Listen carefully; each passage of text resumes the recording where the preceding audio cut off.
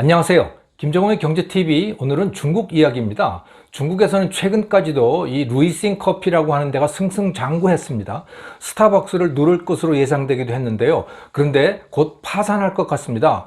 1조 5천억 원이라고 하는 그 거대한 금액을 분식한 것이 들통났기 때문입니다. 거기만 그런 것이 아닙니다. 중국 최대 교육기업인 탈 에듀케이션이라고 하는 기업도 매출을 엄청나게 부풀렸음이 드러났습니다. 아마 여기도 파산할 것 같습니다. 중국 기업들의 분식 회계는 어제 오늘의 일이 아니지요. 2017년에 이 기사에서 보듯이 중국 국유 기업의 90% 이상이 회계 장부를 조작한 것으로 추정이 되고 있습니다. 거짓말 왕국인 셈입니다. 그런데 더욱 주목할 만한 사실은요, 중국 기업들의 이 분식 회계를 세상에 드러낸 사람들이지요. 알린 사람들이 누구냐? 중국 금융당국이나 내부 고발자가 아니라 흔히 투기꾼이라고 불리는 그 공매도 세력입니다.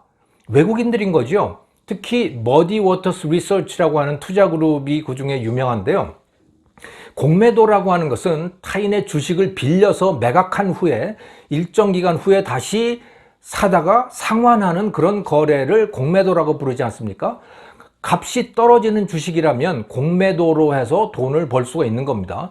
비싸게 판 후에 나중에 싼 값에 사서 갚으면 되니까 말입니다.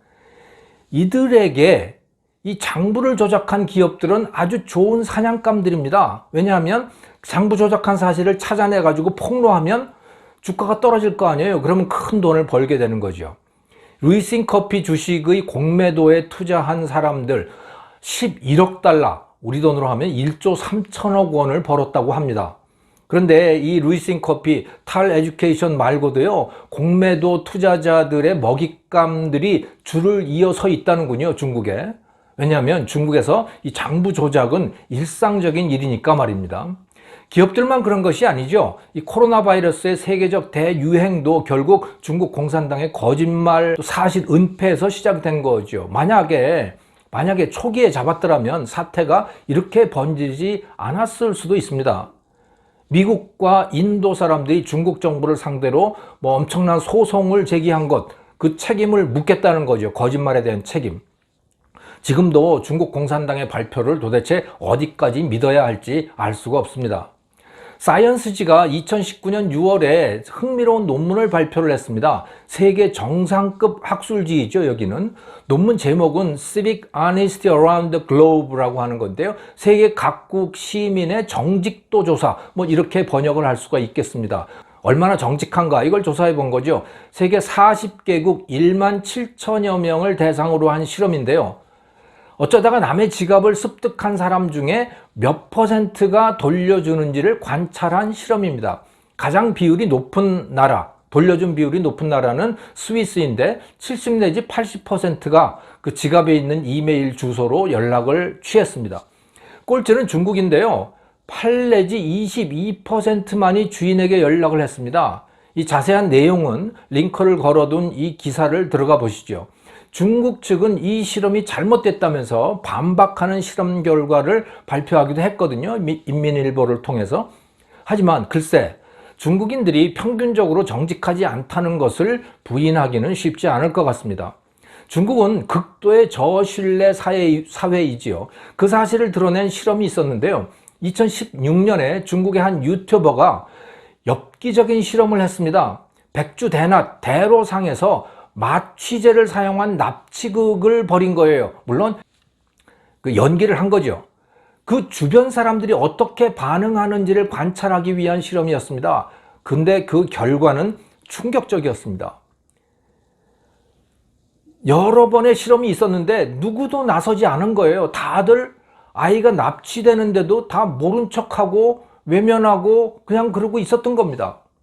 유튜브에 그 영상이 올라와 있으니까 여러분도 한번 보시기 바랍니다. 정말 어떻게 이럴 수가 있나 라고 하는 생각이 들죠. 자, 믿을 건 다 내 가족뿐이다. 나와 내 가족이 아니면 그렇기 때문에 돕지 않는다. 이것이 중국인들의 생활 방식인 겁니다. 조금 확대 해석하자면 세상 모든 사람은 경계의 대상이고 싸워서 이길 대상인 거죠. 하긴 이것이 원래 원시 상태의 인간의 모습입니다. 만인의 만인에 대한 투쟁, 중국은 그 모습을 그대로 유지하고 있다고 보면 되는 거죠. 중국인의 이런 심리 상태는 그들이 금과 옥조로 여기는 손자병법과도 일맥상통합니다. 손자병법의 핵심은 바로 속임수입니다. 병자 궤도야 라고 하는 이 구절, 병법이란 상대방을 속이는 것이다. 이게 바로 손자병법의 핵심입니다. 그 뒤에 이어지는 내용들을 한번 볼까요? 병법이란 상대방을 속이는 것이다. 능하면 능하지 않는 듯이 보이고 쓰면 쓰지 않는 듯이 보이며 가까우면 먼 것처럼 보이고 멀면 가까운 것처럼 보인다. 적에게 이롭게 해서 유인을 하고 혼란하게 하여 이를 취하며 적이 충실하면 대비하고 적이 강하면 피한다. 적을 노하게 하여 교란하고 나를 낮추어 적을 교만하게 하며 적이 편안하면 힘들게 하고 적이 친하면 이간시킴으로써 대비가 없는 것을 공격하고, 이런 내용들이 쭉 이어지거든요. 이게 손자병법이에요. 근데 놀랍게도 이건 바로 모택동의 전술이었던 겁니다. 이런 방법으로 장개석 군대를 속여서 이긴 거죠. 그렇게 해서 중국 공산당, 지금의 중화인민공화국을 만든 겁니다. 속임수 그 자체인 거죠. 중국인에게 가족 밖의 사람은 믿을 수가 없습니다. 그러니 속인다고 해도 크게 양심의 가책을 느끼지 않습니다. 이것을 더욱 악화시키는 것은 공산당의 통치인 것 같습니다. 대만과의 차이를 보면 그 사실이 드러납니다. 호텔스닷컴이라고 하는, 여기 여러분도 여행 갈 때 혹시 쓰실 수 있을지 모르겠는데, 이 호텔스닷컴이라고 하는 이 회사가 2013년에 흥미로운 결과를 발표한 적이 있는데요. 호텔 투숙객들 중에서 호텔 물건을 들고 가는 사람들의 비율, 그 물건의 종류를 발표를 한 거예요. 덴마크가 가장 정직했습니다. 12%만이 뭘 들고 나갔는데 그 내용은 잡지나 책자 같은 것, 이런 것들이었어요. 그런데 어쩌면 그런 건 가져가도 된다고 착각했을 가능성도 있는 거죠. 네. 제가 이 결과를 소개하는 것은 대만과 중국의 차이를 말씀드리기 위함입니다. 대만 사람들은 22%가 뭔가를 가져갔습니다. 그건 잡지와 책자 같은 것들이에요. 한국도 비율이 같습니다. 그런데 중국을 한번 보시죠. 34%가 뭔가를 들고 나갔는데요. 그 종류가 충격적입니다. 램프, 시계, 미술품, 이런 것들을 들고 나간 거예요. 이것은 가져가도 된다고 착각할 수 있는 것들이 아닌 거죠. 대만이나 중국이나 같은 역사적인 전통을 가졌지요. 하지만 중국인들이 대만 사람들보다 훨씬 더 부정직합니다. 공산당 통치의 영향이라고 저는 생각합니다. 동독과 서독을 비교해봐도 공산당 피해가 뭔지 드러납니다. 경제체제가 부정직성에 끼친 영향이라고 하는 제목의 논문인데요. 연구 결과 서독 사람들이 훨씬 더 정직하다는 사실이 밝혀졌습니다. 동독 사람이 서독 사람보다 치팅을 더 많이 했어요. 속임수를 더 많이 쓴 거죠. 특히 사회주의 체제에서 오랜 시간을 보낸 동독의 노인들이 더 속임수, 치팅을 더 많이 한 것으로 드러났습니다. 공산당은 보편적 윤리라고 하는 것이 없죠. 전통적인 도덕은 부르주아적인 것이라고 해서 타도의 대상이 될 뿐입니다. 그래서 목표를 위해서라면 수단 방법을 가리지 않습니다. 모택동을 생각해 보세요. 그에게 사람의 생명조차도 목표를 위한 수단에 불과했죠. 그렇기 때문에 대약진 운동, 문화혁명을 하면서 수천만 명을 죽였는데 그래도 눈 하나 깜빡 안 했던 거죠. 그런 곳에서 생존하려다 보니 정직함, 양심 같은 것은 사치스러운 존재가 되어버리는 것이죠. 손자병법처럼 속임수를 조장하는 중국의 전통적 사상에 공산당의 통치가 겹쳐져서 중국은 누구도 믿을 수 없는 사회가 됐습니다. 회계 조작 사건, 우한 폐렴의 세계적 대유행은 그 결과라고 봐야겠죠. 그런데 우리 한국인은 그들 바로 옆에 붙어서 살아야 합니다. 중국은 우리를 대등한 주권 국가라기보다 이용할 대상으로 인식할 가능성이 높습니다. 이런 상황에서 어떻게 살아남아야 할까요? 중국에게 할 말은 하고 윽박지르면 일전을 불사할 각오도 가져야 합니다. 그런 면에서 우리는 대만을 배울 필요가 있습니다. 이번 선거도 그 점에 초점을 둬야 한다고 봅니다. 저는 중국에 주눅 들지 않는 정당, 중국에 맞설 수 있는 정치인을 뽑아야 합니다. 그런 국회의원들이 많아야 조금이라도 희망을 걸어볼 수가 있는 거죠. 어떤 정당, 어떤 정치인이 중국에 당당한 목소리를 낼 수 있는지 지금부터라도 여러분들 잘 골라보시기 바랍니다. 코로나 시대를 헤쳐나가기 위한 정책 아이디어에 대해서 말씀드리겠습니다. IMF 총재인 크리스탈리나 게오르기에바 총재가 9일 IMF 홈페이지에다가 연설문을 발표했는데요. 현재 인류가 겪고 있는 이 경제난은 1930년대 대공황 이후에 최악이다, 이런 발언을 했습니다. 올해 전 세계 170여 개국이 마이너스 성장을 경험할 것이다, 네, 이렇게 말했는데요. 우리도 단단히 각오를 해야 될 것 같습니다. 이 연설문에서 특히 새겨들어야 할 대목이 있습니다. 바이러스로부터 생명을 구하기 위해서 경제를 희생할 수밖에 없다, 이런 말들을 많이 하지만 나는 거기에 동의하지 않는다, 이런 내용이에요. 저도 그런데 거기에 동감입니다. 현재 우리가 겪기 시작한 이 경제난, 그것의 직접적인 원인은 경제 봉쇄 조치와 사회적 거리 두기 때문입니다. 그것 때문에 수많은 가게들이 문을 닫아야 하고 실업자가 돼야 하고 서플라이 체인이 끊어져야 하고, 이 조치들 때문에 이런 일들이 생겨나는 거죠. 물론 이 조치들은 코로나 바이러스를 막기 위한 것임이 사실입니다만은, 다른 방법으로 코로나 바이러스를 제어할 수 있다면, 그러면 무조건적인 봉쇄나 무조건적인 거리두기, 이런 것들이 필요 없어지고, 그리고 경제의 붕괴도 막아낼 수 있을 겁니다. IMF 총재가 구체적 대안을 내놓고 있지는 않은데요. 여기에 대해서 2018년 노벨상 수상자인 폴 로머 교수가 아주 흥미로운 제안을 합니다. 그는 뉴욕 대학 교수인데요. 이분은 일자리인 척하는 일자리는 안 된다 라고 하면서 문재인 정부의 소득주도 성장을 비판하기도 했었습니다. 그 사람이 코로나 대책을 내놨는데요. 저도 그 내용에 공감해서 여러분에게 소개해 드리는 겁니다. 우리나라 정책 당국자들도 귀 기울여서 들었으면 좋겠습니다. 폴 로머 교수는 코로나 대책에 대해서 두 편의 칼럼을 게재를 했습니다. 3월 23일자 뉴욕타임스에, 이때는 이 하버드 의대의 알란 가버 교수하고 공동으로 실었고요. 4월 2일자 월스트리트저널은 록펠러 재단의 라지브 샤 연구원하고 또 공동 칼럼을 실었습니다.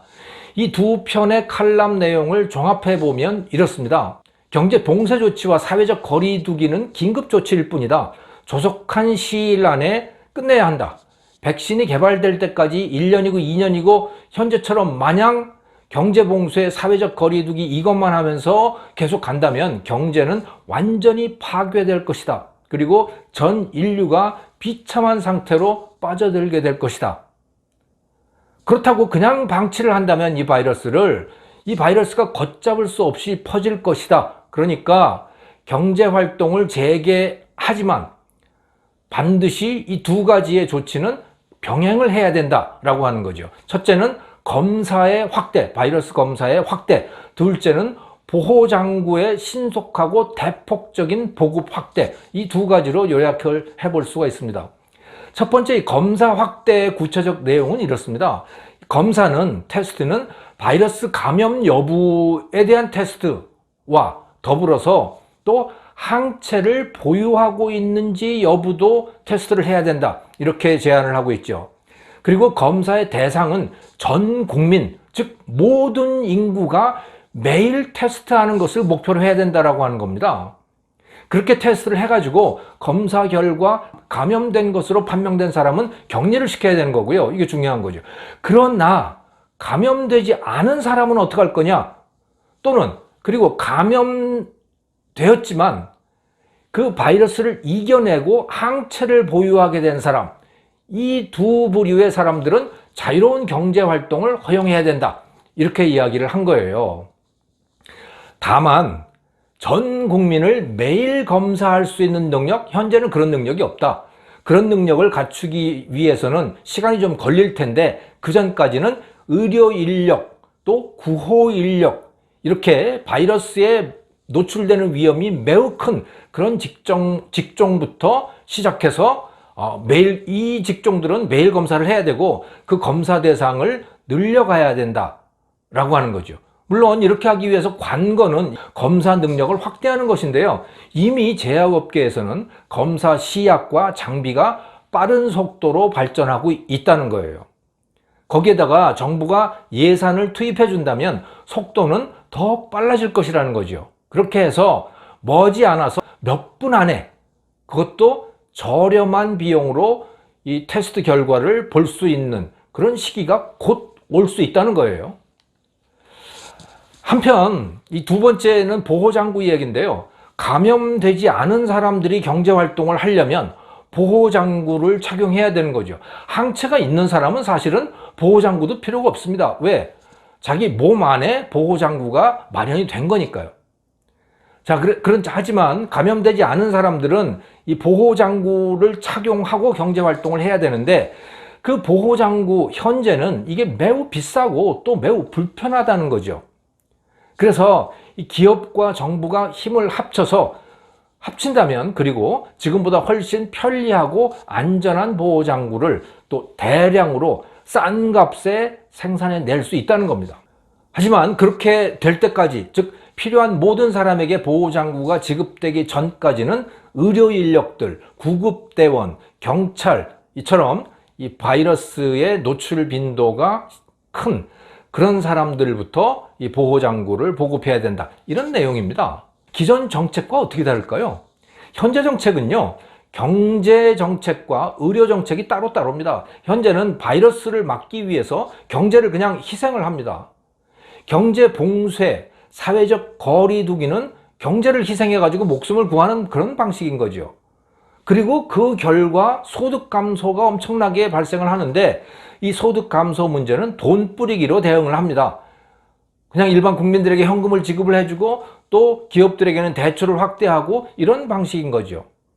하지만 생산이 이루어지지 않는데 거기다가 돈만 갖다 뿌려대면 세상이 어떻게 되겠습니까? 필요한 물건은 결국 구할 수가 없게 됩니다. 왜? 생산이 이루어지지 않으니까 말이죠. 수송이 이루어지지 않으니까 말이죠. 그런 상태에서 돈만 뿌려대면 결국 물가만 치솟게 되겠죠. 이런 상태를 지속할 수는 없는 겁니다. 로머 교수의 제안은 이 검사를 많이 해서 감염자가 아닌 사람, 또 항체를 가진 사람은 경제활동을 하게 하고, 자유롭게 경제활동을 하게 하고, 감염된 사람만 격리시키자, 이런 내용입니다. 이게 기존의 정책과는 상당히 이 결을 달리하고 있는 거죠. 방향을 달리하고 있는 거죠. 물론 그런다고 해서 생산 차질이 제로 수준으로 떨어지지는 않을 거예요. 하지만 경제 전체가 붕괴되는 것을 막을 수는 있을 겁니다. 검사 능력을 확대하고 보호장구 생산 시스템을 구축하는 데 많은 노력이 필요할 겁니다. 또 격리가 제대로 이루어지는지를 모니터하는 것도 쉬운 일은 아닐 겁니다. 하지만 지금처럼 경제 봉쇄와 사회적 거리 두기를 무한정 계속해 나갈 수는 없는 겁니다. 그렇기 때문에 이 로머 교수의 제안을 심각하게 고려해 볼 때라고 생각을 합니다. 즉 정책의 변화를 심각하게 고려할 때가 됐다는 얘기죠. 김정호의 경제TV였습니다. 감사합니다.